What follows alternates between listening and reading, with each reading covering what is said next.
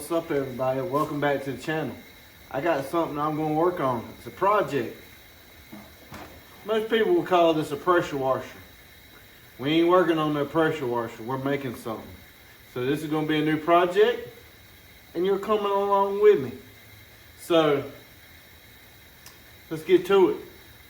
First thing, I got to take these two pieces off, which is pretty dry rotted, so it's pretty much just going to fall off anyway. But we got to take this and this old pump off the bottom off, and we're going to get to the next project, and you're going to be like, man, that's a good idea. Let's get to it.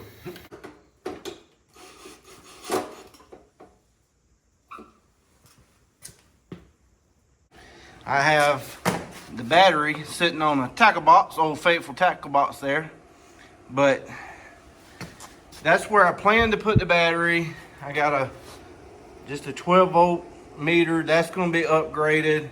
The cables are just temporarily. I need to buy some bigger lugs right there. It's raining cats and dogs outside. I am not going to the store.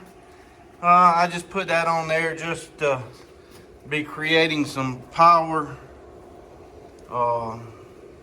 3,000 watts. You can watch when I flip the switch. I'm sure there's a little bit of amp draw, but not much. Got to get a pulley. I'm thinking about coming over here with the alternator, because on this side is the muffler. I don't want the heat that's already going to be on the alternator here. So I'm probably going to put the alternator somewhere right in here. I want to come up with some kind of rubber, some kind of base here, because I'm sure this is going to be shaking. I don't want the components in there to be shook to death.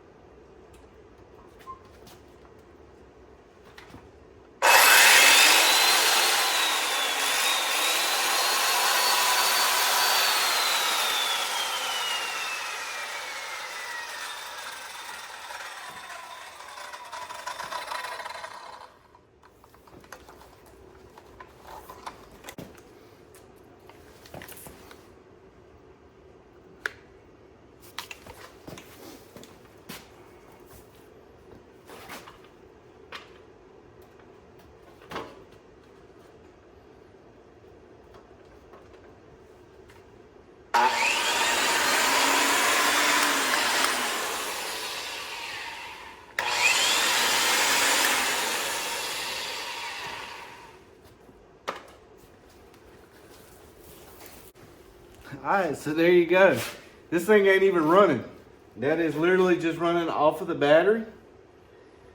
I don't know if you can see this gauge. It's just 12 volts. It's reading 12 volts. Obviously, when I put that big grinder on it, it really pulls some amps. It dropped down to 10 volts, but kept on going. This thing never beeped, so obviously it didn't get down to the threshold. The battery charger is staying low, so it was not all the way up to full 12 point whatever full capacity of that battery. So now it just blinked 60% and then went back to low. So this is a 3 amp charger. Is that like free electricity? So the only thing I got to do now is I'm going to find me a pulley. I'm going to mount the alternator somewhere, and we're gonna do some more tests. I wanna run like a refrigerator. I wanna know how long a refrigerator can run on this and the battery, and then crank this up to charge the alternator, which would rebuild the battery, and see how long a refrigerator can run. So we got a lot more to do on this project, so stay with it.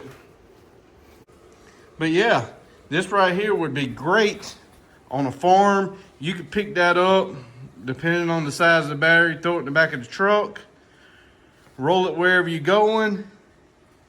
I just proved that you do not have to have the motor running, but it also makes, for me, around gardens and a lot of the tractors I have, if a tractor is dead, now I got a big boost box that I can put some jumper cables on. And if it's really dead, I can put the jumper cables on and crank it up, and the alternator could charge the battery of the tractor also. So this is kind of like a 2-in-1. Yeah, it's an inverter, generator, alternator, whatever you want to call it. We're not getting down into the dirty of that's really not a generator, but this is what I'm working on. So next is the GM 1-wire alternator, and we're gonna test this baby out.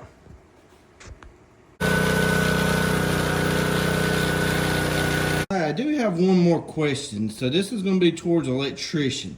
Obviously this is a ground. Obviously the battery is grounded. I do not think this should go to the ground of the battery. I'm thinking this is an earth ground. Should I do like a traditional generator, have a earth ground, so I have a stake to push in the ground to ground this?